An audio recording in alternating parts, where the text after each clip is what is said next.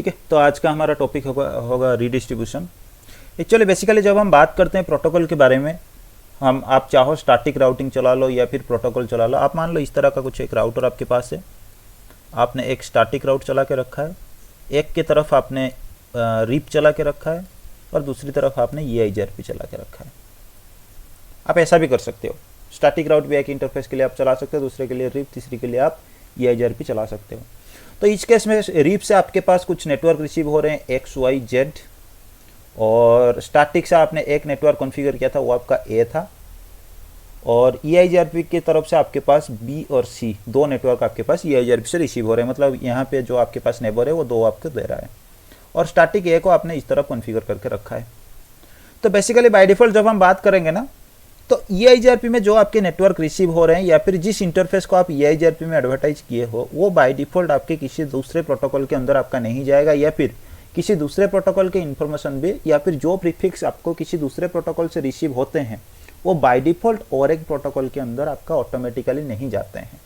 जैसे अगर आपने ये स्टैटिक रूट को कॉन्फ़िगर करके रखा है ना इस तरफ, तो ये A नेटवर्क को आपने कॉन्फ़िगर करके रखा स्टैटिक के तरफ, तो आपके राउटिंग टेबल में ये इस राउटर के राउटिंग टेबल में आपको देखने को मिलेगा कि ये स्टैटिक एंट्री आपका है, A नेटवर्क के लिए आपने बनाया, और इसके लिए आपका नेक्स्ट हॉप आप 11.1 या फिर कोई IP, इसके लिए आपका नेक्स्ट हॉप आपका ये है।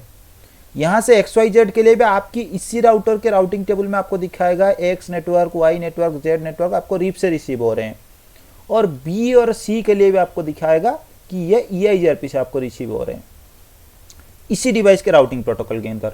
लेकिन जब आप इसी डिवाइस के इसी पोर्ट में क्या करोगे, किसी एक नेबर को आप कनेक्ट कर लोगे, ठीक है। तो अगर आप यहाँ से कोई दूसरा राउटर को आप अगर कनेक्ट कर लेते हो और इन दोनों के बीच आप EIGRP का नेबरशिप चला लेते हो, तो उस केस में इस राउटर के पास इसी इंटरफेस में जो आपका नेटवर्क, मान लो आप 10 का नेटवर्क यूज कर रहे हो, जो नेटवर्क आप यूज कर रहे हो उसी के इन्फॉर्मेशन इसकी राउटिंग टेबल में इसके पास आएगा।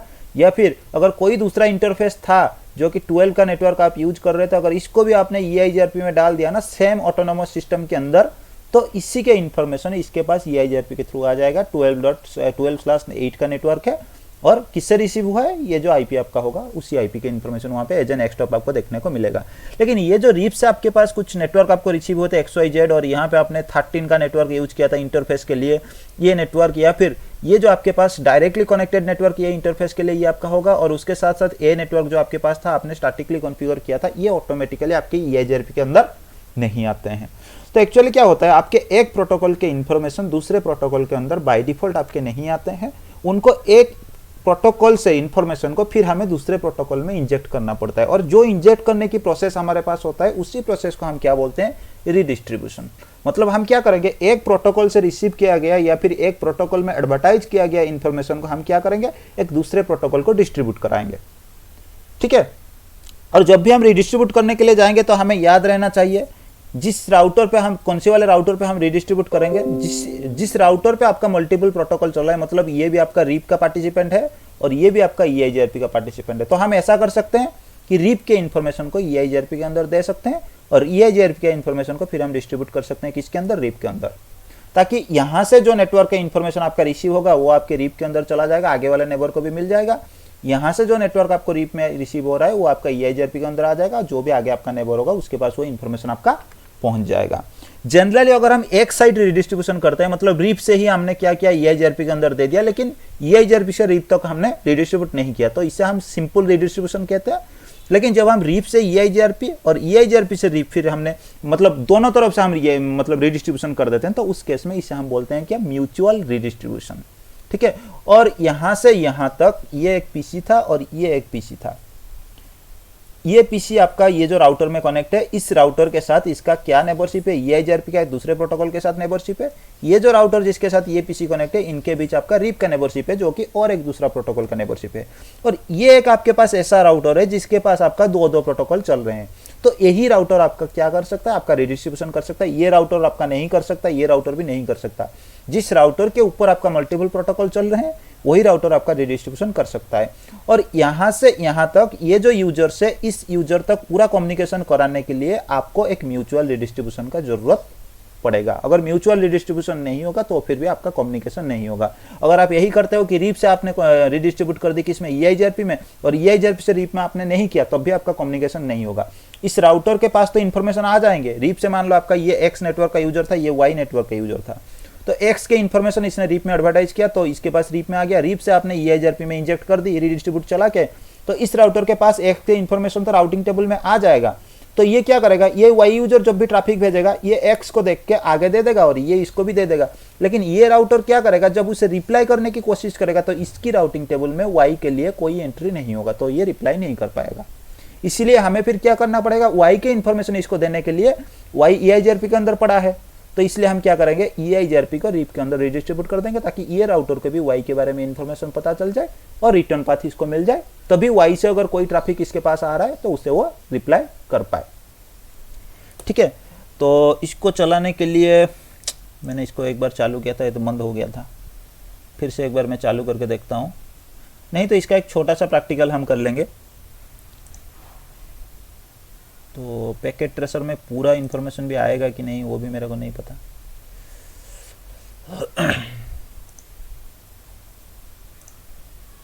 ठीक है, फिर से एक बार इसे ट्राई करता हूँ चालू करने के लिए, अगर बंद हो गया तो फिर से देखेंगे। ठीक है, मैं पैकेट ट्रेसर में भी एक बार ट्राई कर लेता हूँ।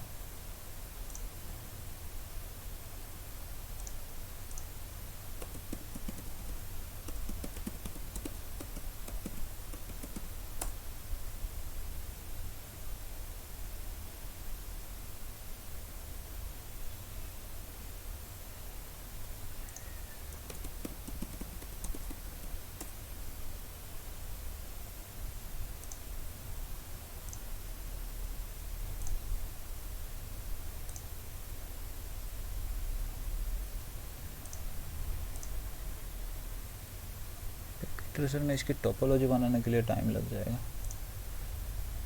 ठीक है, सेम सिनेरियो हम ले लेते हैं,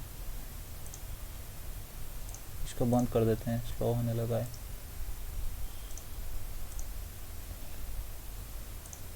ठीक है, मैं एक काम करता हूँ, सडनली एक टोपोलॉजी बना लेता हूँ। जो सिनेरियो मैंने बात किया ना, छोटा सा एक सिनेरियो ले लेता हूँ, बाद में बड़ा वाला सिनेरियो कोई भी आप ट्राई कर सकते हो, और आपको कोई दिक्कत हुआ तो आप मेरे को बता सकते हो। ठीक है, इस पीसी को हम 10 के नेटवर्क में रखेंगे, तो इसको मैं एक आईपी दे देता हूँ, 10.0.0.10 होगा इसका आईपी, और डिफ़ॉल्ट गेटवे इसको होगा 10.0.0.1। डीएनएस वगैरह की कोई ज़रूरत नहीं। इसको हम 20 के नेटवर्क में रखेंगे, तो 20.0.0.10 ले लेते हैं, 20.0.0.1 होगा इसका डिफ़ॉल्ट गेटवे। और इस राउटर के पास मैं आता हूँ, तो हम आज जो रिडिस्ट्रीब्यूशन करके देखेंगे ना, वो स्टैटिक से रीप से EIGRP से रीप, फिर उसके बाद स्टैटिक से थोड़ा करके देखेंगे। ठीक है, मैं बस बेसिक सा कॉन्फ़िगरेशन कुछ कर लेता हूँ। Interface fast ethernet 0x0, no shutdown, IP address दे देता हूँ 10.0.0.1। ठीक है, इंटरफेस फास्ट इथरनेट 0x1 को मैं 12 नेटवर्क असाइन कर रहा हूँ, 12.0.0.1, और सबनेट मास्क /8 में ले लेता हूँ। तो इसको मैं क्या करता हूँ, रीप में एडवर्टाइज कर देता हूँ, राउटर रीप, और सारे नेटवर्क को मैं एडवर्टाइज कर देता हूँ नेटवर्क 0 वाला कमांड चला के, क्योंकि इसमें 2 ही इंटरफेस है और दोनों को हमें रीप में डालना है। और बीच वाले राउटर में हमारा 2 प्रोटोकॉल चलेगा,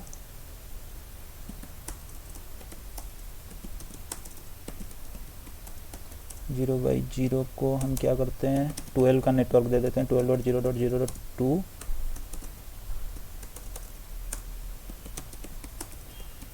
इंटरफेस फास्ट इथरनेट 0x1 को आईपी एड्रेस 23.0.0.1 2। ये बस नेटवर्क भी मैं पहचान के लिए दे रहा हूँ, मतलब ये आपका जो राउटर जिस पे अभी मैं कॉन्फ़िगर कर रहा हूँ, इसको राउटर 2 मान रहा हूँ, तो 2 से 3 की तरफ मैं 23 यूज कर रहा हूँ, 2 से 1 की तरफ मैं 12 यूज कर रहा हूँ। और राउटर रीप में चला रहा हूँ, नेटवर्क 12 को रीप में एडवर्टाइज कर रहा हूँ, हो गया काम। राउटर EIGRP 100 ले लेता हूँ, नेटवर्क में ले लेता हूँ 23 को एडवर्टाइज कर रहा हूँ। ठीक है, और इसमें ऑटो समरी वगैरह कुछ भी डालने की ज़रूरत अभी के लिए नहीं है, क्योंकि हम यहाँ पे कोई उस तरह का काम नहीं कर रहा। तो इस पे भी इसको मैं राउटर 3 मान रहा हूँ। इंटरफेस फास्ट इथरनेट 0x0 पे हमारा पीसी कनेक्ट है। मैं इसको 20 का एड्रेस दे देता हूँ, 20.0.1। फास्ट इथरनेट 0x1 को मैं दे देता हूँ 23 वाले पे, 23.0.0.3। और इस पे हमें EIGRP चलाना है। राउटर EIGRP 100 और सारे नेटवर्क को मैं इसमें एडवर्टाइज कर देता हूँ। ठीक है, तो हमें टेस्ट करने के लिए बीच वाले राउटर पे जाके हम टेस्ट कर सकते हैं कि दोनों तरफ से हमें रिसीव हो रहे हैं कि नहीं है। तो इसमें मैं जाके क्या करूँगा, 200 IP राउट चला लूँगा और मैं देखूंगा 20 और 10 दोनों का नेटवर्क मेरे पास रिसीव होना चाहिए, क्योंकि रीप का भी हमने नेबरशिप बनाया और उसका भी हमने बनाया है किसका, आपका EIGRP का। तो इस केस में दोनों का आना चाहिए, लेकिन हमारे पास अभी के लिए रीप का नहीं आ रहा है।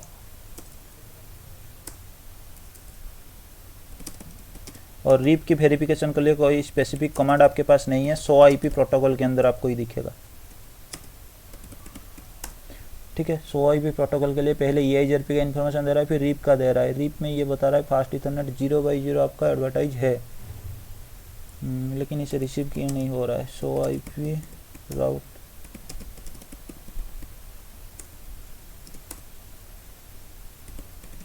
क्लियर IP राउट स्टार। कभी भी अगर आपको लगता है ना कि आपके राउटिंग टेबल में कोई अपडेट नहीं हुआ है, मतलब कैसे इशू के वजह से भी आपको कभी कभी अपडेट नहीं आते हैं, तो आप जो राउटिंग मेमोरी का आपका कैसे होता है ना, उससे आप एक बार क्लियर करके राउटिंग टेबल को रिफ्रेश कर सकते हो। ये होता है उसके लिए कमांड क्लियर IP राउट, राउट के बाद स्पेस, उसके बाद स्टार या फिर एस्ट्रिक। ठीक है, इसमें एक बार चेक कर लेते हैं।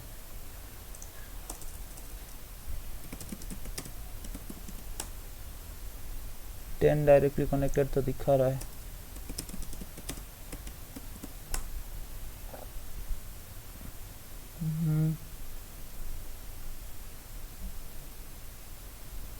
ट्वेल्व वाले पे शायद नहीं हुआ है।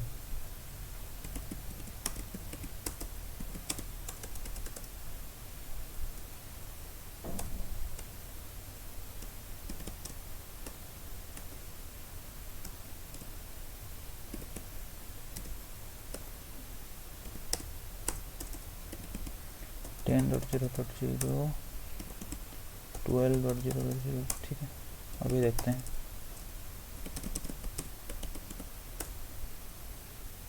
अभी दोनों इंटरफेस भी दिखा रहा है। इस पे जाके एक बार चला लेते हैं। ठीक है, 10 का नेटवर्क आ गया। शायद कैसे का कुछ इशू था या फिर 0.0 पे काम नहीं कर रहा था।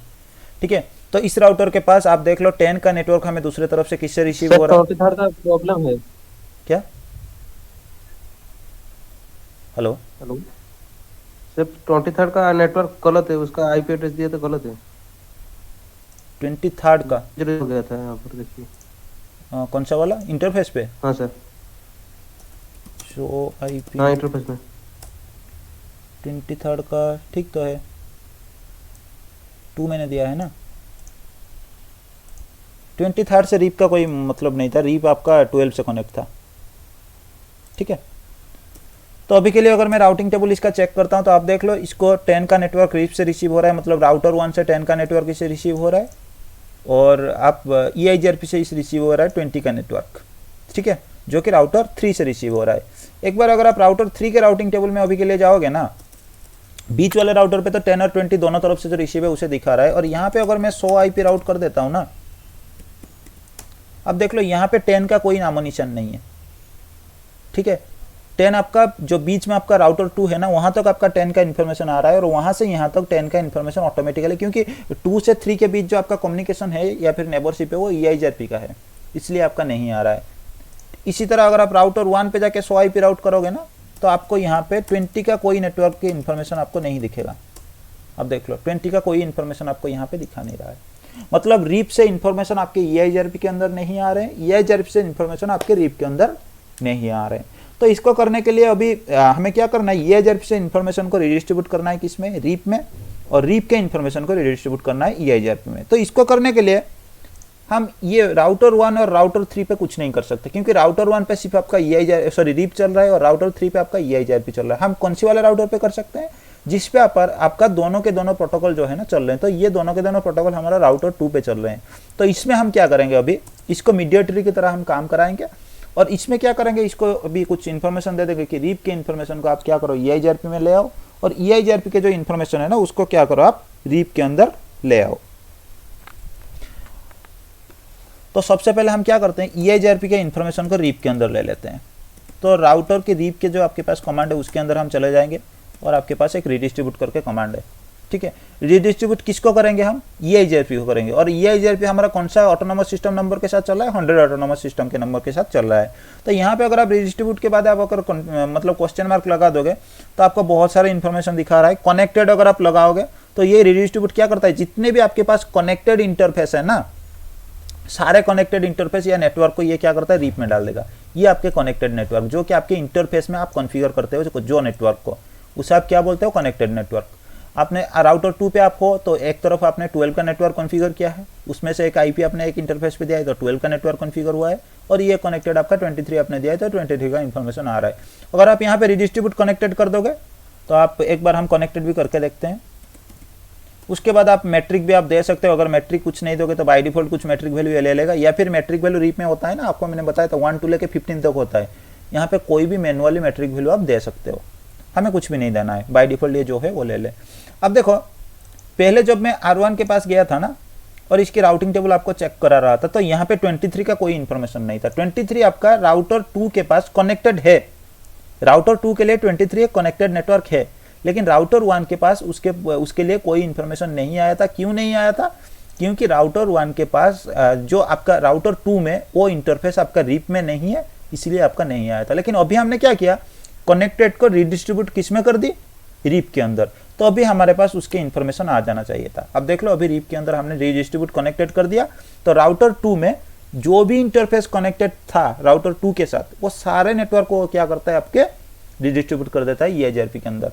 फॉर एग्जाम्पल अगर राउटर 2 में और एक कनेक्टेड नेटवर्क में बना लेता हूँ, मतलब मैं अगर एक क्या करता हूँ, एक लूपबैक में बना लेता हूँ, इंटरफेस लूपबैक 1, IP एड्रेस मैंने दे दिया 192.168.1.1,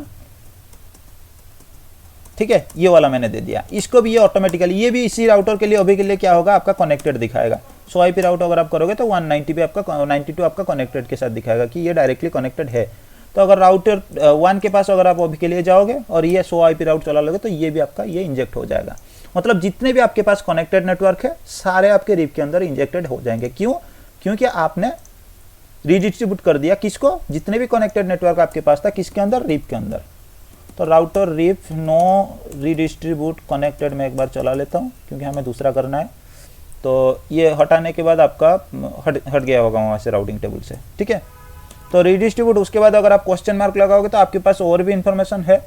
अगर आपने कोई स्टैटिक रूट कॉन्फ़िगर करके रखा है, मतलब IP राउट वाला कमांड चला के आपने कोई स्टैटिक रूट कॉन्फ़िगर करके रखा है, उसको अगर आप इंजेक्ट करना चाहते हो तो उस केस में भी आप रीडिस्ट्रीब्यूट स्टैटिक कर सकते हो। तो ये क्या करेगा, आपके जितने भी स्टैटिक रूट कॉन्फ़िगर है ना वो सारे स्टैटिक रूट आपका ये क्या करेगा, इंजेक्ट करा लेगा। एक हम टेस्ट कर लेते हैं। अब देख लो मैं एक स्टैटिक रूट कॉन्फ़िगर करता हूँ, IP रूट EIGRP का जो राउटर है ना उस तरफ, उसके तरफ हम कॉन्फ़िगर करेंगे, एक फेक नेटवर्क हम कॉन्फ़िगर कर लेंगे 172.116.0.1 ठीक है, 23.0.03 हम क्या दे देते हैं, इसके नेक्स्ट ऑफ IP दे देते हैं। और मेरा नेक्स्ट ऑफ अभी के लिए रीचेबल है तो इसका मतलब ये नेटवर्क हो या ना हो ये मेरे को राउटिंग टेबल में दिखाएगा। 200 IP राउट अगर मैं कर लेता हूँ, हालांकि ये नेटवर्क नहीं है फिर भी मेरे को दिखाएगा। आप देख लो स्टैटिकली मेरे को एक स्टैटिक रूट दिखा रहा है।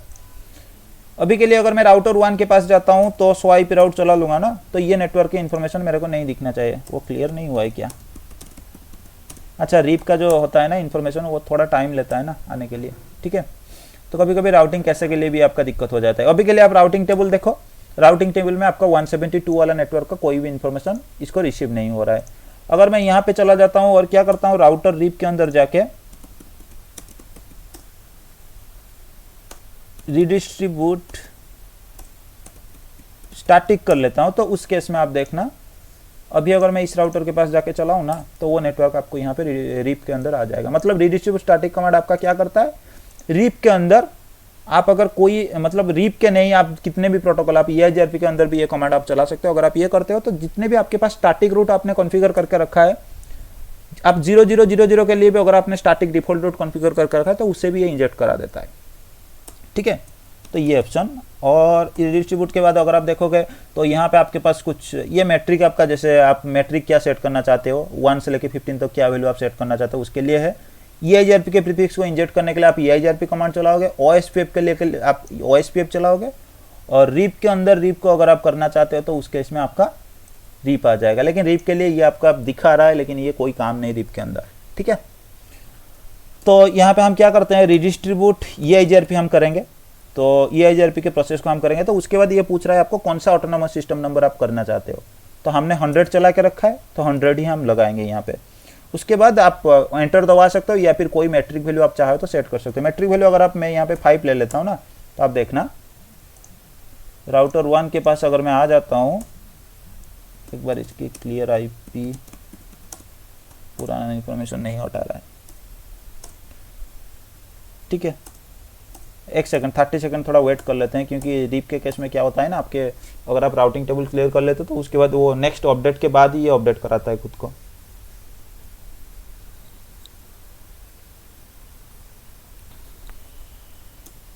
ठीक है, हो गया। अब देखो EIGRP से जो आपके पास 20 का नेटवर्क था ना, उसको भी इसने इंजेक्ट करा दी। और 23 का इंटरफेस वाला नेटवर्क जो R2 के पास था, जो कि EIGRP में आपने एडवर्टाइज करके रखा था, वो वाला नेटवर्क को भी इसने इंजेक्ट करा दी। किसके अंदर, रीप के अंदर। और आप देखो इसकी मैट्रिक वैल्यू जो है ना, ये 5 के साथ आपको दिखा रहा है। 120 आपका एडी वैल्यू हो गया रीप का, 5 के साथ आपको दिखा रहा है। क्यों? क्योंकि आपने वहां पे मैट्रिक वैल्यू 5 सेट करके रखा था। पहले वाले पे जब आपने रीप का कुछ इंजेक्ट किया था ना, तो मैं आपको दिखा देता हूँ। उस वाले पे आप देखो आपका मैट्रिक वैल्यू जो है ना, वो यहाँ पे भी 5 आ रहा है।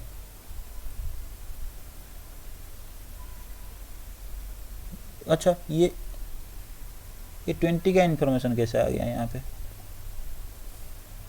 ये शायद यही सेम इन्फॉर्मेशन को ऊपर दिखा रहा है। ठीक है, तो ये आपका क्या है, इसलिए आपका मैट्रिक वैल्यू जो है ना 5 के साथ आ रहा है। अगर नेक्स्ट टाइम मैं एक काम करता हूँ, मैं इसको मैट्रिक वैल्यू जो है ना एक बार 9 करता हूँ, फिर मैट्रिक वैल्यू में 6 कर लेता हूँ।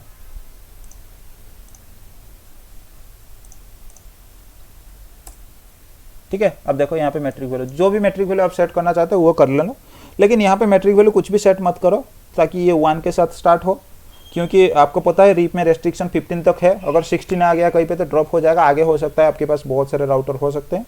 तो उस केस में तो ये आपका रीप के अंदर कमांड होता है EIGRP को रिडिस्ट्रीब्यूट करने के लिए। बस रिडिस्ट्रीब्यूट EIGRP, फिर EIGRP का ऑटोनोमस सिस्टम नंबर, इतना ही। उसके बाद आप चाहो तो मैट्रिक लगा सकते हो, आप नहीं चाहो तो नहीं लगा सकते हो। ठीक है, तो अभी के लिए आप देखो मेरे राउटर 1 के पास 20 के इन्फॉर्मेशन आ गया, लेकिन राउटर 3 के पास भी आपका 10 का इन्फॉर्मेशन आना चाहिए।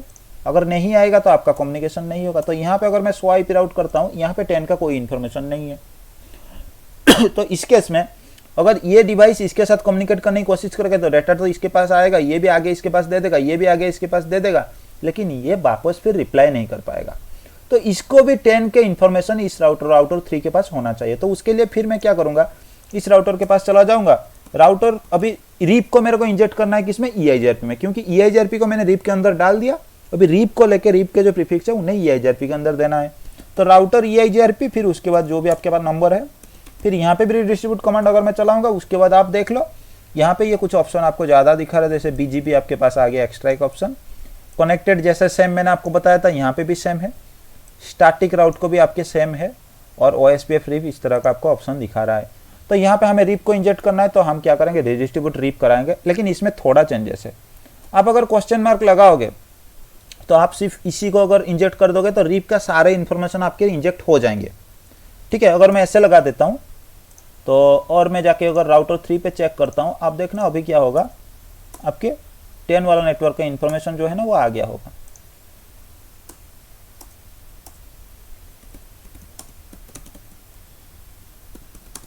नहीं, इसमें नहीं आता है।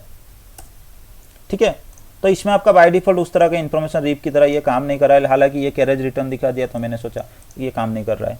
तो आपको यहाँ पे क्या करना पड़ता है, रिडिस्ट्रीब्यूट रीप, फिर उसके बाद आपको मैट्रिक कंपलसरी देना होता है EIGRP में। मैट्रिक वैल्यू देने के टाइम आपको क्या वैल्यू जब मैंने बताया था, तो मैंने आपको एक सीक्वेंस में बताया था कि बैंडविड्थ, लोड, डिले और रिलायबिलिटी, इस तरह का मैंने आपको एक के बाद एक बताया था। लेकिन यहाँ पे आप क्वेश्चन मार्क लगा के देख लेना कि पहले क्या बता रहा है। ये जो बैंडविड्थ का इन्फॉर्मेशन आपको बता रहा है, ये बैंडविड्थ आपका लिंक का कौन सा बैंडविड्थ आप रखना चाहते हो उसके बारे में किलोबाइट के इन्फॉर्मेशन में आपको देना पड़ेगा। जैसे ये 100 Mbps का है ना फास्ट इथरनेट का, तो मैं क्या करूंगा 100 उसके बाद 3 जीरो लगा लूंगा, तो ये आपका हो गया 100,000 किलोबाइट का, तो इसका मतलब आपका हो गया 100 Mbps का। फिर स्पेस आपको देना है, फिर क्वेश्चन मार्क लगाना है। EIGRP डिले ये पूछ रहा है, तो डिले आपको बाय डिफॉल्ट आपको पता है कि अगर आप 10 ऑफ माइक्रोसेकंड में होता है 1 दोगे तो आपका 10 हो जाएगा, 10 दोगे तो कुछ हो जाएगा, तो आप एक काम करो 1 दे दो वैल्यू, कोई दिक्कत नहीं, ये 10 के साथ काम करेगा। और ये EIGRP रिलायबिलिटी जो है ना, ये आपका रिलायबिलिटी यूज ही नहीं होता है। जो पहले दो ऑप्शन मैंने दिखाया आपको बैंडविड्थ और डिले, ये आपका यूज होता है, फिर भी आपको रिलायबिलिटी का ऑप्शन यहाँ पे देना होता है। तो रिलायबिलिटी में आपका क्या है, अगर आपके पास रिलायबिलिटी 0 है तो आपका डेटा जो है वो ट्रांसमिट नहीं होगा। आपके पास अगर रिलायबिलिटी 255 है तो इसका मतलब यहाँ पे भी ये लिख रहा है कि आपके ये जो डेटा है ये आपका डेटा ट्रांसमिट के लिए ये लिंक आपका 100% रिलायबल है। तो आप यहाँ पे डिफॉल्ट वैल्यू 255 दे देना, क्योंकि वैसे भी आपका यूज नहीं हो रहा है। तो ये आपको बता रहा है EIGRP effective bandwidth metric loading. So ये लोड के बारे में इंफॉर्मेशन आपको बता रहा है, लोड यहाँ पे आप 1 दे देना, ठीक है, क्योंकि अगर आप 255 दे दोगे तो उस केस में कुछ भी दिक्कत नहीं होगा, लेकिन फिर भी 255 का मतलब आपका 100% लोड होता है। और 100% लोड अगर आप लोड के मतलब मैट्रिक का अगर आप EIGRP के अंदर यूज कर रहे हो तो आपके डेटा ट्रांसमिट में दिक्कत आता है। उसके बाद अगर आप दे दोगे तो ये MTU वैल्यू देता है, MTU वैल्यू आप 1500 ले लेना बाय डिफॉल्ट आपका जो होता है। इतना ही आपको इन्फॉर्मेशन याद रखना है, आपको क्वेश्चन मार्क लगा लगा के जाना है। और आपको जो इंटरफेस का बैंडविड्थ पहले के लिए आपका इंटरफेस का जो बैंडविड्थ है उसी को आपको देना है। अगर आप यहाँ पे कुछ चेंजेस कर दोगे तो वहाँ पे मैट्रिक कैलकुलेशन में आपका थोड़ा बहुत चेंजेस आ जाएगा दूसरे राउटर के पास। डिले आप 1 कर लो या 10 कर लो, इसी तरह का कुछ लोएस्ट वैल्यू आप यूज कर सकते हो। इसके बाद आपके पास ये है आपका रिलायबिलिटी, तो रिलायबिलिटी आप 255 दे दो 100%। लोड आपका लेस लोड के लिए आपका 1 वैल्यू होता है वो दे दो, और MTU के लिए आप 1500 जो बाय डिफॉल्ट होता है उसे दे दो, ठीक है। इतने इन्फॉर्मेशन में आपका रीप जो है EIGRP में आ जाना चाहिए। यहाँ पे एक बार हम जाके कमेंट चला लेते हैं, आप देख लो अभी 10 के इन्फॉर्मेशन और 12 के इन्फॉर्मेशन इसके पास आ गए, ठीक है। तो 10 के जो इन्फॉर्मेशन इसके पास आए वो दूसरे की नेबर के तरफ से रिसीव हुआ था रीप में, वो आ गया। 12 के इन्फॉर्मेशन ये एक इंटरफेस था राउटर का जो कि रीप के अंदर एडवर्टाइजमेंट था, इसलिए आ गया। और यहाँ पे एक चीज अगर आप देखोगे तो बाय डिफॉल्ट अगर आप EIGRP चलाते थे ना तो आपके नेटवर्क के इन्फॉर्मेशन आपको D के साथ दिखाता था जब इंटरनली आपको रिसीव हो रहा था। आप यहाँ पे आप देख सकते हो, ठीक है। तो आपको यहाँ पे EIGRP से जो रिसीव हुआ था वो आपको D के साथ दिख रहा था, और आपका AD वैल्यू 90 के साथ दिखा रहा था। क्यों? क्योंकि ये आपका इंटरनल नेबर था जो आपको दे रहा था, मतलब सेम ऑटोनोमस सिस्टम के अंदर आपका दूसरा कोई नेबर था जो आपको ये इन्फॉर्मेशन आपको एडवर्टाइजमेंट कर रहा था, इसलिए 90 AD वैल्यू और सिर्फ D के साथ आता था। लेकिन यहाँ पे अगर आप देखोगे तो आपके पास एक एक्स्ट्रा कीवर्ड आपको D के साथ X देखने को मिलेगा, और AD वैल्यू यहाँ पे 170 हो गया। मैंने आपको बताया था कि EIGRP का 3 AD वैल्यू होता है, एक आपका इंटरनल के लिए होता है 90, एक्सटर्नल के लिए होता है 170, और आपके समरी के लिए 5 होता है। समरी का यूज और इंटरनल का यूज ऑलरेडी मैं बता चुका हूँ। यहाँ पे अगर आप किसी दूसरे प्रोटोकॉल से या फिर किसी दूसरे EIGRP के ऑटोनोमस सिस्टम के अंदर से भी कोई प्रीफिक्स अगर आप रिडिस्ट्रीब्यूट करते हो, मतलब EIGRP के एक ऑटोनोमस सिस्टम तो दूसरे ऑटोनोमस सिस्टम रिडिस्ट्रीब्यूशन अगर आप करते हो, या फिर किसी दूसरे प्रोटोकॉल से EIGRP के अंदर कोई भी आप रिडिस्ट्रीब्यूट करते हो, तो उस केस में आपका क्या होता है, वो आपके लिए EIGRP के लिए एक्सटर्नल प्रीफिक्स बन जाता है। और एक्सटर्नल प्रीफिक्स के लिए जो भी एडवर्टाइजमेंट आपके पास आते हैं EIGRP आपको एक्सटर्नल बताता है और AD वैल्यू 170 यूज करता है, ठीक है। इसलिए ये आपको एक एक्सटर्नल कीवर्ड के साथ देखने को मिला और 170 AD वैल्यू के साथ देखने को मिला। ये दो अगर आपको देखने को मिले तो उस केस में आप समझ लेना ये जो प्रीफिक्स आपके पास रिसीव हो रहे हैं ये आपके पास कहीं ना कहीं पे किसी नेबर के पास EIGRP के साथ रिडिस्ट्रीब्यूट किए गए हैं, ठीक है। तो ये बेसिकली रीप टू EIGRP आपका रिडिस्ट्रीब्यूशन का प्रोसेस। अभी अगर मैं दोनों राउटर के पास अभी के लिए आपके पास है राउटर के इन्फॉर्मेशन, तो मैं यहाँ से क्या करता हूँ 20.0.0.10 को मैं पिंग करने की कोशिश करता हूँ, हो जाना चाहिए।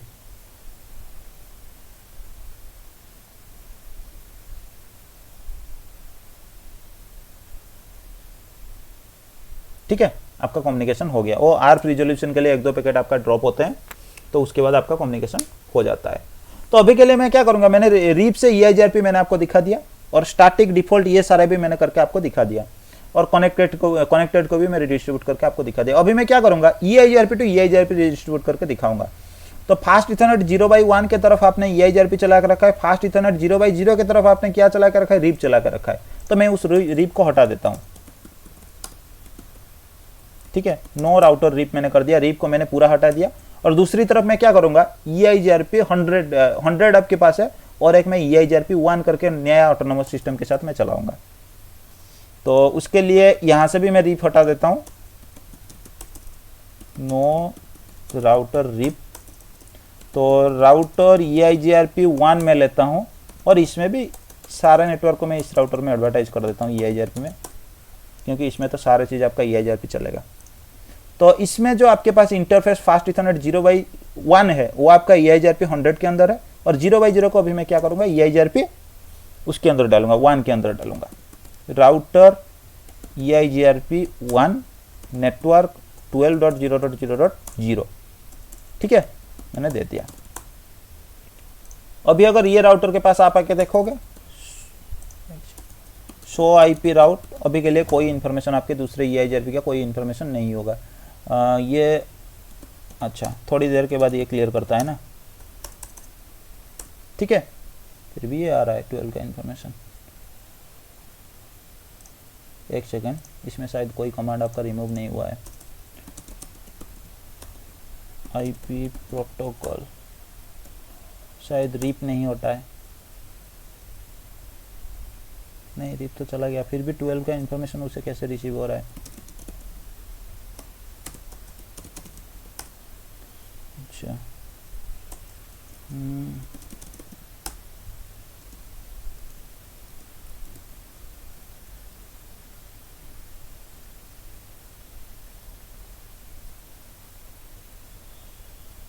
नहीं आना चाहिए, फिर भी ये क्यों भेज रहा है।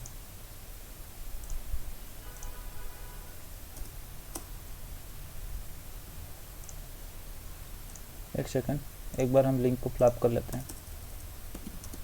0x1 शटडाउन, नो शटडाउन,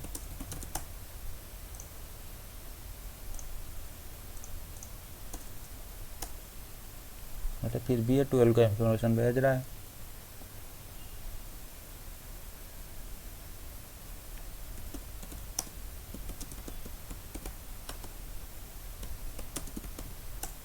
ये वाला कमांड इसमें नहीं ले रहा है, ठीक है, हो सकता है कुछ बग वगैरह है इसमें इसलिए बता रहा है, लेकिन नहीं आना चाहिए। ये इन्फॉर्मेशन आपको कभी भी देखने को नहीं मिलेगा, क्योंकि हमने EIGRP, अच्छा एक सेकंड, EIGRP 1 के अंदर ही हमने एडवर्टाइज करके रखा ना, ये इसमें भी कर दिया। Do show IP EIG interface, ठीक है, दोनों प्रोसेस के लिए अलग अलग सा उसने करके रखा है। फास्ट इथरनेट 0x0 की इसने प्रोसेस 1 पे डाला है और दूसरे को इसने प्रोसेस 100 के अंदर डाला है, तो ये नहीं होना चाहिए, ठीक है, ठीक है। आप यहाँ पे देख लो, आपको 10 का इन्फॉर्मेशन जो है ना वो आपको नहीं दिख रहा है, ठीक है, ये 12 का गलती से आ रहा है, ये नहीं आना चाहिए फिर भी। चलो, तो इसमें हमें क्या करना है, इस तरफ जो EIGRP में इन्फॉर्मेशन जो भी आपको रिसीव हो रहे हैं, अगर यहाँ पे जाके मैं 100 IP राउट कर देता हूँ तो आप देख लेना आपके पास EIGRP से दोनों नेटवर्क रिसीव होंगे। एक आपके पास 20 से रिसीव हो रहा है, 20 हो रहा है, और आपके पास एक 10 का नेटवर्क भी रिसीव हो रहा है, क्योंकि दोनों तरफ आपने जो है ना EIGRP अलग अलग सा चला के रखा है। तो अभी के लिए मैं क्या चाहता हूँ, एक EIGRP प्रोसेस से दूसरे EIGRP प्रोसेस के अंदर एक नेटवर्क को मैं इंजेक्ट करना चाहता हूँ या फिर रिडिस्ट्रीब्यूट करना चाहता हूँ। तो इसके लिए मैं कमांड उसी EIGRP के अंदर आ जाऊँगा। पहले मैं EIGRP 100 के अंदर EIGRP 1 को डाल देता हूँ। तो रिडिस्ट्रीब्यूट EIGRP, फिर ऑटोनोमस सिस्टम नंबर, उसके बाद आपको जैसे मैट्रिक वैल्यू आपके पास था ना, आप मैट्रिक वैल्यू दे दो। अगर आप मैट्रिक वैल्यू नहीं दोगे तो इस केस में भी आपका हो जाता है, क्योंकि ये EIGRP टू EIGRP आपका हो रहा है। रिडिस्ट्रीब्यूट EIGRP 100, ठीक है, एक बार जाकर चेक कर लेते हैं, ठीक है। यहाँ पे 10 का इन्फॉर्मेशन आपके पास ऑटोमेटिकली आ गया। EIGRP में क्या है ना, आपको मैट्रिक, अगर EIGRP टू EIGRP अगर आप रिडिस्ट्रीब्यूट कर रहे हो तो उस केस में आपको मैट्रिक नहीं दोगे तो ऑटोमेटिक हो जाएगा। क्यों? क्योंकि EIGRP का एक EIGRP से आप इंजेक्ट कर रहे हो ना, इसलिए EIGRP का ऑटोमेटिक मैट्रिक कैलकुलेशन आपका होता है, ठीक है, इसलिए आपको देने की कोई जरूरत नहीं। दूसरे राउटर के पास भी हम जाकर चेक कर लेंगे कि 20 का इन्फॉर्मेशन आपके पास आया है कि नहीं है, ठीक है, यहाँ पे भी आपको 20 का इन्फॉर्मेशन आ गया है।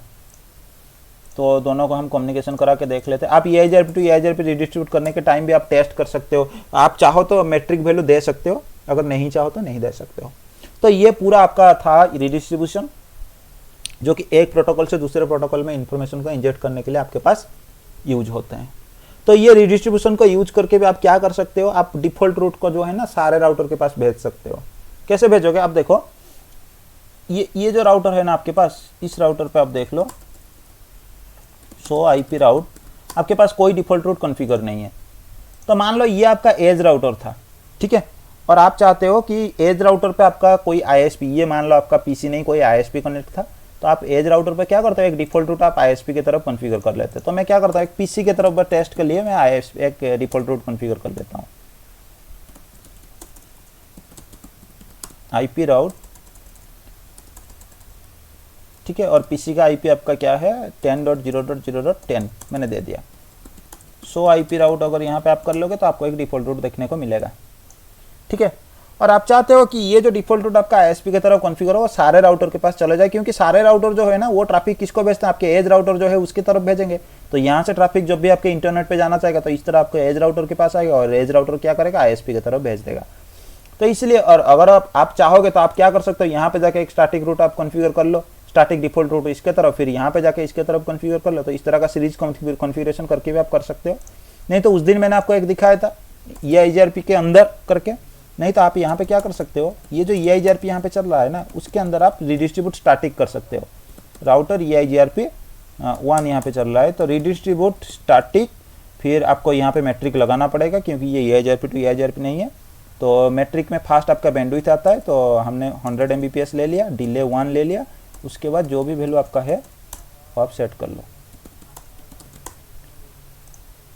अभी यहाँ पे हम चेक करेंगे इसके पास कोई आपका डिफॉल्ट रूट आया कि नहीं। आप देख लो यहाँ पे एक डिफॉल्ट रूट आ गया और इसके नेक्स्ट ऑफ ये बता रहा है राउटर 2, ठीक है। और राउटर 2 के पास अगर हम देखेंगे ना सो आईपी राउट करके, आप देख लो यहाँ पे भी एक डिफॉल्ट रूट आ गया जिसका नेक्स्ट ऑफ ये बता रहा है राउटर 1, और राउटर 1 के पास आपने डिफॉल्ट रूट कॉन्फ़िगर करके रखा है। तो इस तरह भी आप चाहो तो पूरे अपने नेटवर्क के लिए डिफॉल्ट रूट भी आप ओरिजिनेट कर सकते हो। उस दिन मैंने आपको बताया था कि डिफॉल्ट रूट ओरिजिनेट करने के लिए आईपी समरी वाला कमांड चला के आप कर सकते हो EIGRP के अंदर एक इंटरफेस पे, या फिर आप ये भी तरीका आप कर सकते हो, रिडिस्ट्रीब्यूशन भी परफॉर्म करके आप जो है डिफॉल्ट रूट को ओरिजिनेट करने वाला कमांड मतलब ओरिजिनेट आप कर सकते हो। और यही आपका रिकमेंडेड तरीका है। क्यों, उस दिन एक दिक्कत आपने देखा था कि इंटरफेस के अंदर जब हमने जाके आईपी समरी वाला कमांड चला के 00 वाला चला दिए थे ना, तो उसने एक डिफॉल्ट रूट तो भेज दिया, बाकी जो भी नेटवर्क को एडवर्टाइज कर रहा था ना आगे उनको सप्रेस कर लिया था, बस दूसरे राउटर के पास सिर्फ डिफॉल्ट रूट गया था। लेकिन इसमें अगर आप देखोगे ना तो इसमें आपके डिफॉल्ट रूट भी आएगा और बाकी राउट के भी इंफॉर्मेशन आपको आ रहे हैं। देखो यहाँ पे 10 का भी नेटवर्क आपके पास आ रहा है और उसके साथ साथ डिफॉल्ट रूट भी आपको आ रहे हैं। तो ये आपका सजेस्टेड तरीका होता है। आप क्या करो, अपने एज डिवाइस के पास चले जाओ जो आपके इंटरनेट के साथ कनेक्ट है, वहां से एक डिफॉल्ट रूट आप इंटरनेट की तरफ कॉन्फ़िगर कर लो और वहां से नीचे की तरफ जो भी आपने प्रोटोकॉल चला कर रखा है उसमें उसे क्या करो, रिडिस्ट्रीब्यूट स्टैटिक कर दो, काम खत्म, ठीक है। तो ये आपका रिडिस्ट्रीब्यूशन का पूरा तरीका था। अगर आपको कोई कंफ्यूजन या डाउट वगैरह हो तो आप तुरंत पूछ सकते हो, नहीं तो हम OSPF के कुछ बेसिक्स आज पढ़ लेंगे, बस स्टार्ट करेंगे OSPF।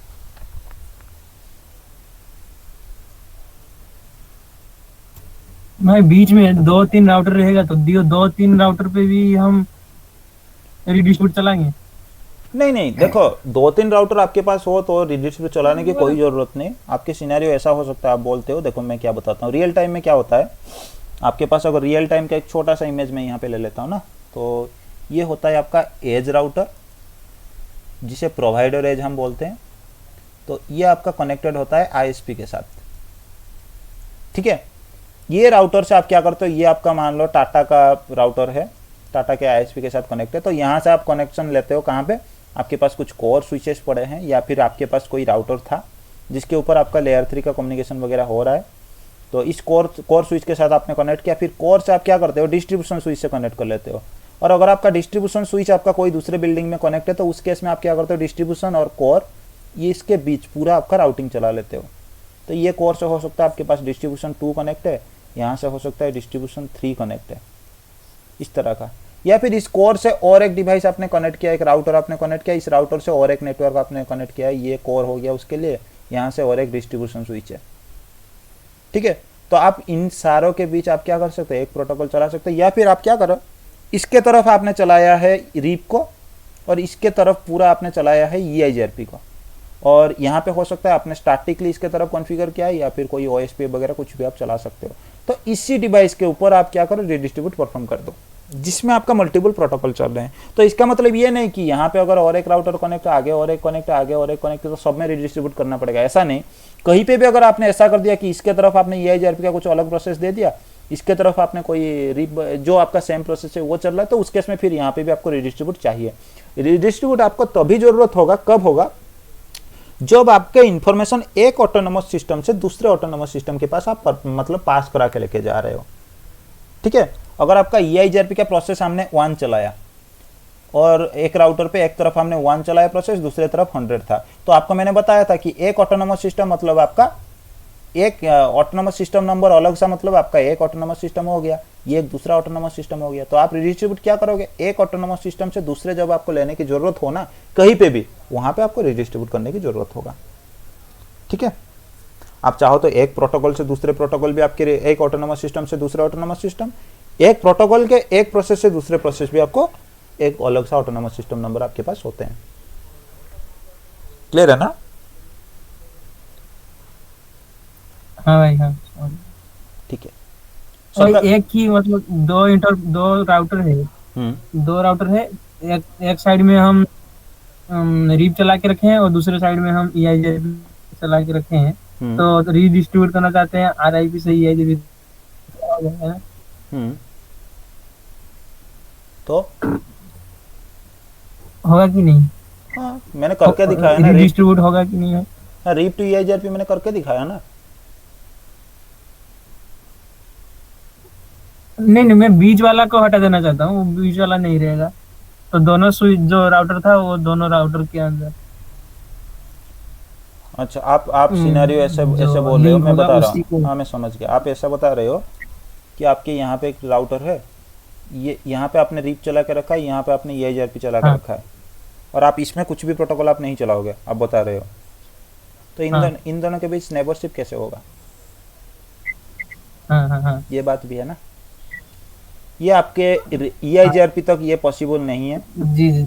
इनके बीच नेबरशिप आप कभी भी, ये A राउटर से B राउटर तक EIGRP तक कोई पॉसिबिलिटी नहीं है कि आप नेबरशिप करा सकते हो। हाँ, एक केस में करा सकते हो, अगर इस राउटर के ऊपर आपने MPLS चला के रखा है। किसी भी केस में अगर ये राउटर आपका लेयर 3 की इंफॉर्मेशन को बाईपास कर रहा है तो उस केस में आपका नेबरशिप हो जाएगा। जी। क्यों नहीं होगा, मैं आपको बता रहा हूँ। ये वाला राउटर अगर हो गया तो क्यों नहीं होगा, ये अगर लेयर 3 डिवाइस आपके पास आ गया ना, तो इसके लिए एक अलग सा नेटवर्क होगा, इसके लिए एक अलग सा नेटवर्क हो जाएगा। और आपको पता है, दो डिवाइस के बीच में ना जो आपका नेबरशिप बनाने के लिए हेलो पैरामीटर के बारे में आप एक बार याद कर लो ना, EIGRP का नेटवर्क शुड बी सेम, मैंने आपको बताया था। और यहाँ पे सेम नहीं होगा, क्योंकि एक राउटर में दो इंटरफेस के ऊपर आप सेम नेटवर्क असाइन नहीं करोगे, और आपके जो डिवाइस आपसे डायरेक्टली कनेक्टेड है वो तो सेम नेटवर्क ही यूज करेगा ना। ये एक आपके पास हो गया। दूसरे कंडीशन यहाँ पे होते हैं कि अगर आप यहाँ पे EIGRP चला रहे हो ये इंटरफेस पे, तो ये जो मैसेज आगे जाएगा ना, ये मैसेज कभी भी एक लेयर 3 डिवाइस को पास करके आगे नहीं जा सकता। क्यों नहीं जा सकता? क्योंकि वो मैसेज आपके भेजे जाते हैं किसमें, आपका एज ए मल्टीकास्ट भेजे जाते हैं, एज ए मल्टीकास्ट होता है। दूसरी चीज, उसमें TTL वैल्यू आपका 1 होते हैं, वो कंट्रोल प्लेन मैसेज भेजते हैं, इसलिए TTL वैल्यू वहाँ पे 1 होता है। ये राउटर जब भी रिसीव करता है TTL वैल्यू 1 देखता है, तो उसका मतलब ये समझता है ये मेरे लिए है, और मल्टीकास्ट का अगर ये मेंबर है तो उसे एक्सेप्ट कर लेता है, और उसे वो आगे नहीं भेजते हैं। आगे आपका सिर्फ अपडेट्स जाते हैं। मतलब ये क्या करते हैं, जब आपका अपडेट ये वाला राउटर आगे इसको भेज देता है ना, तो ये क्या करता है, उस अपडेट के अकॉर्डिंग अपना topology, all link table, topology table, अपना राउटिंग टेबल अपडेट करता है। फिर उसके बाद राउटिंग टेबल से जो EIGRP के इन्फॉर्मेशन है, अगर सेम ऑटोनोमस सिस्टम के साथ इसका नेबरशिप है ना, तो ही उसी के इन्फॉर्मेशन को एज ए अपडेट ये आगे भेजते हैं। ठीक है, कभी भी सेम अपडेट मैसेज जो यहाँ से इसको रिसीव हुआ ना, उसी मैसेज को आगे वो नहीं देता है। एक बार अपने खुद को प्रोसेस करता है, अपना इन्फॉर्मेशन जनरेट करता है, फिर यहाँ से आगे भेजता है। ठीक है, तो आपके कंट्रोल प्लेन मैसेज कभी भी एक हॉप से आगे नहीं जाते हैं। ठीक है, वो लेयर 3 डोमेन को वो क्रॉस नहीं कर सकते, इसीलिए आप नेबरशिप नहीं बना सकते। ठीक है, लेकिन BGP वगैरह के केस में जो आपके TCP यूज करते हैं, TCP के केस में आपका क्या है, ऐसा कुछ नहीं है कि आपके डायरेक्टली कनेक्टेड नेबर होना चाहिए। तो उस केस में आपका TCP जहाँ पे यूज हो गया, तो वहाँ पे TCP का कनेक्शन एस्टेब्लिश होता है ना, तो उस केस में आपका हो जाता है। चाहे यहाँ पे आपका राउटर हो, बीच में 1000 राउटर भी आ गए, उसके बाद भी अगर आपके राउटर के साथ आपका कम्युनिकेशन है, तो आपका EIGRP का आपका BGP का नेबरशिप वगैरह आपका बन जाता है उस केस में। लेकिन आपके IGP के केस में नहीं होता है। OSPF के केस में आपका एक केस है जिसमें आपका हो सकता है, वो थोड़ा डीपर केस है आपके लिए। एक वर्चुअल लिंक करके एक कॉन्सेप्ट आता है, उसको यूज करके आप कर सकते हो। लेकिन उसमें भी बीच में जितने सारे राउटर है उनके ऊपर OSPF चलना चाहिए। ठीक है, तो फिर OSPF चालू करें या और किसी के पास कोई क्वेश्चन है? हाँ।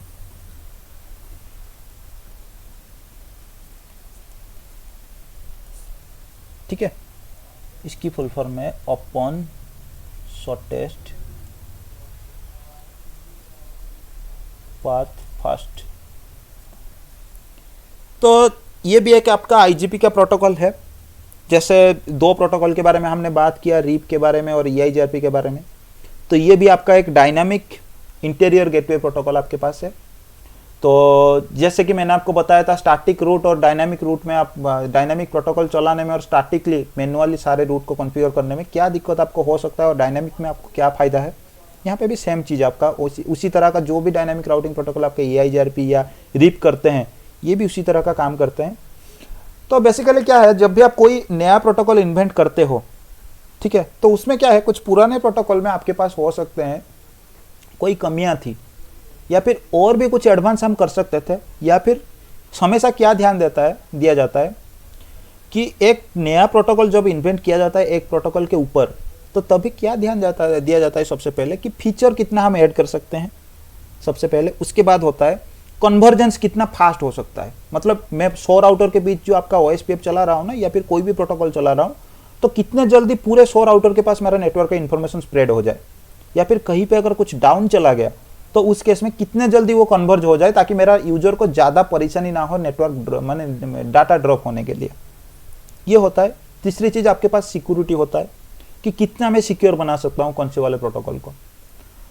और चौथी वाले ऑप्शन पे अगर आप देखोगे तो मैसेज वगैरह जो भेजने का तरीका होता है ना, उसमें कितना हम क्या कर सकते हैं, साइज जो है रिड्यूस कर सकते हैं, या फिर उसमें हम कितना डेवलप कर सकते हैं ताकि हमारा बैंडविड्थ का ज़्यादा यूटिलाइजेशन ना हो और अपने डिवाइस का भी जो है ना प्रोसेस वगैरह ज़्यादा यूटिलाइज ना हो। तो इतने सारे चीज़ों को ध्यान रख के जब भी कोई प्रोटोकॉल होता है वो बनाया जाता है। इसीलिए आपका पहले कोई अगर प्रोटोकॉल था उसका कोई लेटेस्ट वर्जन आपके पास आता है, या फिर अगर आपके पास कोई ऑलरेडी कुछ सक्सेसफुल प्रोटोकॉल भी था, उसके ऊपर भी वो प्रोटोकॉल होते हुए भी आपके पास कुछ नया प्रोटोकॉल आते हैं। जैसे कि EIGRP एक आपके पास सक्सेसफुल प्रोटोकॉल है, फिर भी उसके ऊपर आपको OSPF एक प्रोटोकॉल आपके पास आ रहा है। तो बेसिक मतलब आया है, तो इसका मतलब यही होगा कि OSPF में कुछ फीचर आपका ज़्यादा होगा या फिर कुछ तो एडवांस होगा, जिसके लिए OSPF भी बेस्ट है। हालांकि अभी के लिए EIGRP में भी बहुत सारे चीज़ आपका जो है एडवांस हो चुके हैं, ताकि आप वैसे भी आप नहीं मान सकते कि OSPF के साथ वो कंपेरेबल है, लेकिन फिलहाल कुछ हद तक आपका EIGRP में भी आपकी बहुत सारे चीज़ जो है डेवलप हो चुके हैं।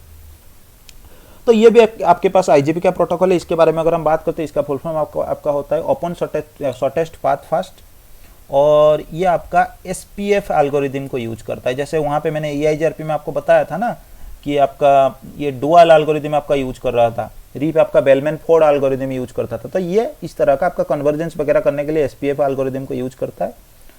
तो इसके बारे में थोड़ा कुछ हम बेसिक सा ले लेते हैं। ये भी एक आपका लेयर 3 प्रोटोकॉल है। तो आपको पता है अगर ये एक लेयर 3 प्रोटोकॉल है तो इसके सारे इन्फॉर्मेशन किसके साथ कैरी होके जाएगा, इसका रेस्पॉन्सिबिलिटी IP होता है। ठीक है, IP हेडर के साथ इसकी इन्फॉर्मेशन जो है, इसके मैसेज अटैच किए जाते हैं और आगे जो है डेटा लिंक लेयर की तरफ भेजा जाता है प्रोसेस करने के लिए, या फिर एनकैप्सुलेट की प्रोसेस जो है आपका कंप्लीट करने के लिए। तो लेयर 3 प्रोटोकॉल है, इसका मतलब IP के साथ ये अटैच होगा, तो IP के अंदर आपका एक प्रोटोकॉल नंबर आएगा। तो इसका भी एक प्रोटोकॉल नंबर है, कोई पोर्ट नंबर नहीं है। तो प्रोटोकॉल नंबर इसका आपका OSPF के लिए होता है 89। IP हेडर के अंदर अगर प्रोटोकॉल नंबर के इन्फॉर्मेशन में आपको 89 दिख रहा है, तो इसका मतलब उसके ऊपर जो भी इन्फॉर्मेशन आपका अटैच हुआ है वो कौन सा अटैच हुआ है, OSPF का। आपका ऐसा होता है, OSPF का इन्फॉर्मेशन जो पैकेट आपका हेलो मैसेज, अपडेट मैसेज कुछ भी आपका हो गया OSPF के अंदर, वो मैसेज आपका यहाँ पे होता है। उसके बाद ये कैरी करता है कौन, IP हेडर। IP के अंदर आपको 89 देखने को मिलता है। फिर ये आपको डेटा लिंक लेयर पे आता है जो कि आपके पास होता है इथरनेट हेडर। फिर उसके बाद ये आपका भेजा जाता है फिजिकल लेयर पे एज ए बीट, या फिर कुछ भी आपका हो सकता है। तो उसके बाद ये आपका ओपन स्टैंडर्ड प्रोटोकॉल है।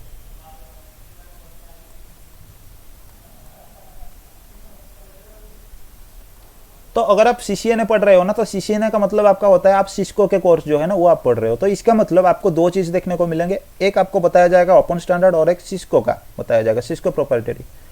तो अगर कोई सिस्को की प्रोप्राइटरी प्रोटोकॉल है तो इसका मतलब यह है कि ये सिर्फ सिस्को के डिवाइस पे चलेगा, जैसे लेयर 2 में मैंने आपको बताया था BTP वगैरह आपके पास थे। और कोई ओपन स्टैंडर्ड है मतलब ये सारे डिवाइस पे चलते हैं, मतलब आप सिस्को पे भी चला सकते हो, आप किसी दूसरे डिवाइस में भी आप चला सकते हो सकता है सिस्को के लिए आपका कमांड अलग हो, दूसरे डिवाइस में चलाने के लिए आपका कमांड अलग हो, लेकिन जो आप कॉन्सेप्ट पढ़ोगे ना वो सबके लिए आपका सेम होगा। तो EIGRP पे आपका सबसे पहले एक सिस्को का प्रोटोकॉल था, उसके बाद ये चेंज होकर आपका ओपन स्टैंडर्ड बना था। तो ये भी OSPF पे आपका प्योर एक ओपन स्टैंडर्ड प्रोटोकॉल है। आप इसे सिस्को के डिवाइस में भी चला सकते हो, ओरुबा के डिवाइस में, HP के डिवाइस में, कोई भी डिवाइस पे आप इसे चला सकते हो। तो इसकी AD वैल्यू आपका होता है 110,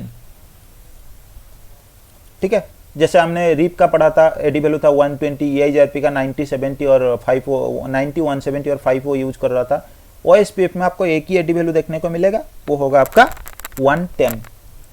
और OSPF में कोई राउटर अगर कोई भी मल्टीकास्ट, कोई भी मैसेज अगर किसी से भेज रहा है, मतलब हेलो मैसेज या कोई भी मैसेज आगे भेजने की कोशिश करता है, तो ये भी मल्टीकास्ट मैसेज भेजता है। तो इस मल्टीकास्ट को भेजने के लिए ये 2 मल्टीकास्ट एड्रेस यूज करता है।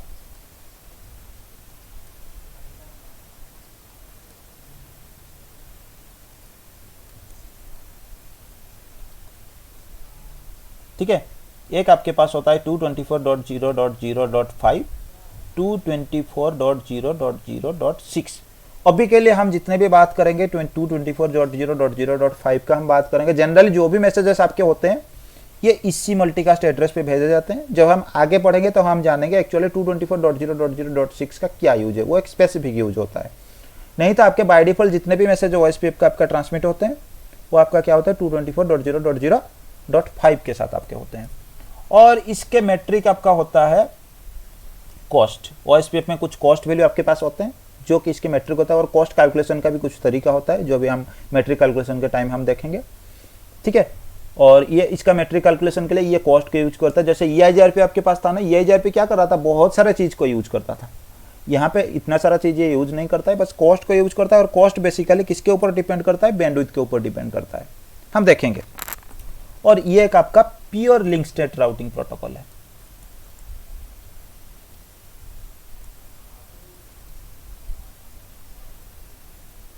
ठीक है, तो इसमें एक्चुअली आपका क्या था, देखो आप रीप के बारे में जब आप पढ़ रहे थे तो रीप आपका प्योर एक डिस्टेंस वेक्टर राउटिंग प्रोटोकॉल था। डिस्टेंस वेक्टर का मतलब आपको यही पता है कि वो क्या करता था, कुछ दूरी तक वो अपना इंफॉर्मेशन आगे देता था। EIGRP के केस में अगर आप बात करोगे ना तो वो advance distance vector routing protocol था। क्यों एडवांस था आपको पता है, वो भी डिस्टेंस यूज करता था, 255 तक वो भी भेज सकता है इन्फॉर्मेशन, ज्यादा से ज्यादा, उससे आगे नहीं। उसके बाद वो लिंक स्टेट के कुछ इन्फॉर्मेशन रखा था जिसके लिए आप उसे क्या बोलते थे, advance distance vector routing protocol. तो अब हम देखते हैं लिंक स्टेट राउटिंग प्रोटोकॉल जो होता है ना वो एक्चुअली कैसे बिहेव करते हैं। अगर आप कोई लिंक स्टेट राउटिंग प्रोटोकॉल के बारे में बात करते हो ना, तो link state routing protocol basically आपके क्या करते हैं, हमेशा सबसे पहले एक नेबरशिप बनाने से पहले ये क्या करते हैं, कुछ हेलो मैसेज एक्सचेंज करते हैं जो कि मल्टीकास्ट, प्योर मल्टीकास्ट होता है। हालांकि EIGRP में भी ये था। तो हेलो मैसेज में एक्सचेंज करने के बाद ये क्या करते हैं, कुछ अपना पैरामीटर्स जो है पहले मैच करा लेते हैं अपने नेबर के साथ। हेलो के पैरामीटर्स मैच हो गए, फिर उसके बाद वो नेबर बनते थे। नेबर बनने के बाद ये क्या करते थे, फिर आपका एडजेसेंसी बनते थे। तो एडजेसेंसी एक बार बनने के बाद फिर ये क्या करते थे, ये क्या करते हैं राउटर यहाँ पे डायरेक्टली अपडेट जो है ना वो एक्सचेंज नहीं करते हैं। अगर link state distance vector routing protocol के बारे में अगर आप बात करते हो, प्योर रीप के बारे में आप सोच लो, तो उस केस में डिस्टेंस वेक्टर राउटिंग प्रोटोकॉल आपके क्या करते हैं, बार बार अपडेट मैसेज जो है ना आगे भेजते रहते हैं हर 30 सेकंड के बाद, जैसे रीप में था। यहाँ पे डिस्टेंस वेक्टर राउटिंग प्रोटोकॉल आपके अपडेट की इंफॉर्मेशन इस तरह का नहीं भेजते हैं। अपडेट कब भेजेंगे, कभी अगर यहाँ पे कोई नेटवर्क का चेंजेस हुआ, कोई एक्स नेटवर्क आपने ऐड किया या फिर कोई चेंजेस हुआ, तो अभी उनका सबसे पहले तो एक बार आप उनका अपडेट जो है एक्सचेंज हो जाता है, क्योंकि पहली बार में अगर सारे अपडेट एक्सचेंज नहीं होंगे तो क्या होगा, आपके अपडेट्स नहीं आएंगे, किसी के पास भी राउटिंग टेबल अपडेट नहीं होगा। इसीलिए बाद में कंटिन्यूसली ये कभी भी आपका अपडेट्स एक्सचेंज नहीं करते हैं। कंटिन्यूसली आपका सिर्फ हेलो मैसेजेस एक्सचेंज होते हैं, ताकि ये जानकारी रखने के लिए कि इसके लिए जानकारी रखना जरूरी है कि ये जो नेबर है ये ऑफ है कि नहीं है, और ये नेबर के लिए जानकारी जरूरी है कि ये नेबर ऑफ है कि नहीं है। अगर ये नेबर डाउन चला गया और इसको पता नहीं, तो ये तो ट्रैफिक जो भी इंफॉर्मेशन इससे रिसीव हुआ था उसके तरफ ट्रैफिक भेजेगा और ट्रैफिक ड्रॉप होता रहेगा, क्योंकि नेबर ही डाउन पड़ा है।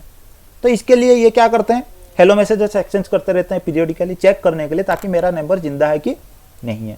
लेकिन अपडेट मैसेज हमेशा ये एक्सचेंज नहीं करते हैं।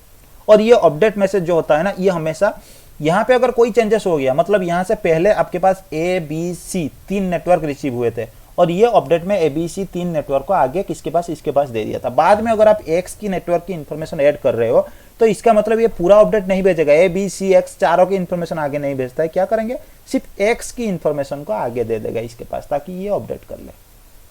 ठीक है।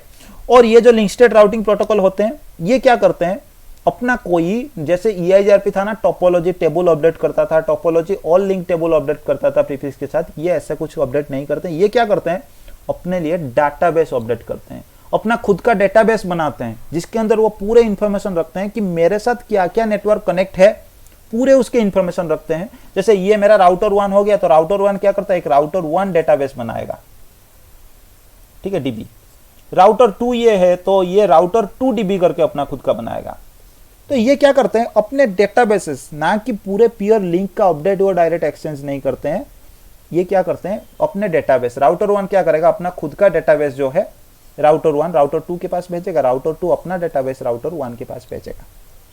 ठीक है। यहाँ पे अगर कोई और राउटर आपका कनेक्ट था राउटर 3, इसके बारे में मैं नेक्स्ट क्लास में बात करूंगा, आपके दिमाग से और भी क्लियर होगा, थोड़ा कंफ्यूज आपको लग रहा होगा। राउटर 3 भी अपना राउटर 3 डेटाबेस बनाएगा। ठीक है। तो ये क्या करते हैं, उस डेटाबेस के अंदर अपने सारे नेटवर्क के इंफॉर्मेशन जो है अटैच कराते हैं, जो भी इनसे कनेक्टेड है। राउटर 2 भी ऐसा करेगा और खुद के साथ मतलब एक्सचेंज कर लेते हैं। तो एक्सचेंज के बाद क्या होता है, राउटर 1 के पास राउटर 2 और राउटर 3 के डेटाबेस और खुद का डेटाबेस तो होता है। राउटर 2 के पास खुद का डेटाबेस होता है, राउटर 1 राउटर 3 के डेटाबेस होता है। राउटर 3 के पास राउटर 3 का खुद का होता है, राउटर 1 और राउटर 2 के डेटाबेस होता है। तो इस डेटाबेस एक्सचेंज के थ्रू इनके पास क्या होता है, प्योर टोपोलॉजिकल इंफॉर्मेशन एक इनके पास होता है हर एक का।